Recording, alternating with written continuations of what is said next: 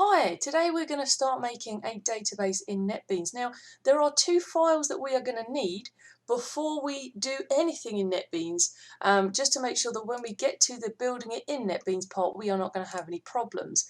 Now, the first file we are going to need is the Derby client. Alright, so it's the derbyclient.jar file. Now, if you just type that into a web browser for me, there's a website, db.apache.org, and it goes to the DB and the Derby part of that website. If I just click across to it.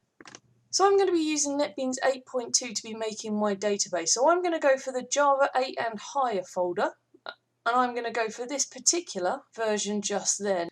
So I'm going to show you the path that we're going to take to try and get to our download file. Now, all of these different links are slightly different here. Again, I'm going to be sticking with 10.14.2.0, so that's the one I'm going to go through. When you click on it, different website comes up and it says, okay, we've got a mirror site for you to download your link. You can use any of the HTTP ones. I'm just going to use the suggested one. All right.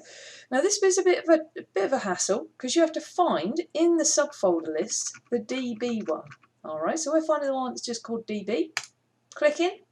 We're going to find the subfolder called Derby. Click on that one. And again, I'm going to stick with 10.14.2.0.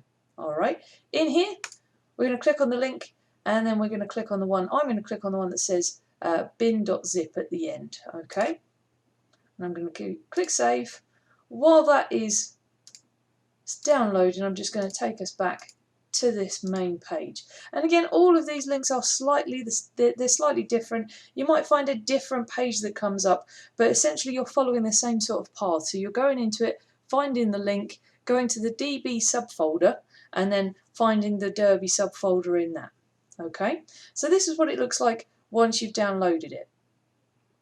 I'll show you what we get. This is the folder that we get. So we've got DB Derby, and then that's the little version number that I've clicked on there. So what we're going to need, we're going to need one file from this zipped folder. So if I just go inside here and have a little look in the lib folder, we're going to be using the Derby client jar file just there. So that's going to be the one that we need. The other ones might prove to be useful, but that is the main one. If we don't have that, we are going to have issues later on.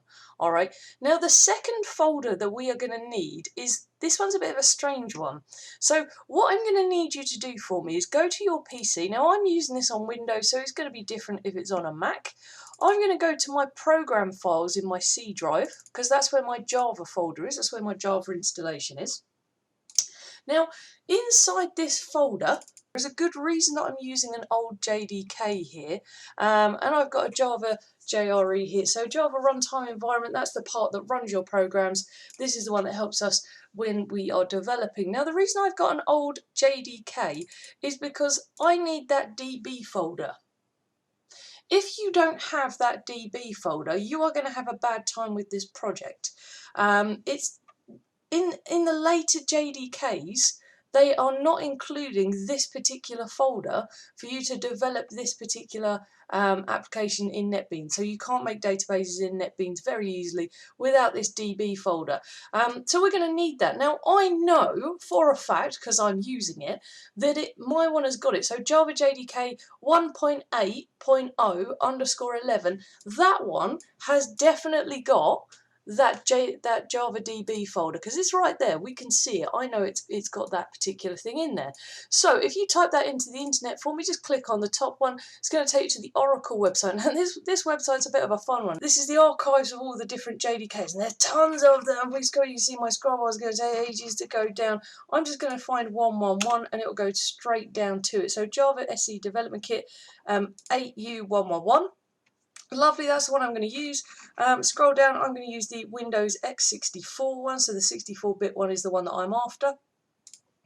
Once I download that, that's going to give me an exe file that I can double click on and run, and that will then install in my C drive that Java JDK folder. Alright, and that will have the DB file in it. Now, some people have got later versions of the Java JDK, and some people play around with copying this folder into a different JDK. You're totally willing to, you can try that. It might work, it might not work. I'm not going to do that risky behaviour and all. So I'm just going to leave that and use this JDK version. It's a little bit outdated, so you wouldn't use this in production, but for the kind of things that we are doing, it should be absolutely fine. Okay, so those were the two things that we need to start off. So that is, again, the Java DB folder inside your JDK. Double check it for me, double check it's there before we do anything. And then you're also going to need this Derby client, which is in the lib folder. All right, those two things, if you've got those two things, crack into the next video and then we can get going.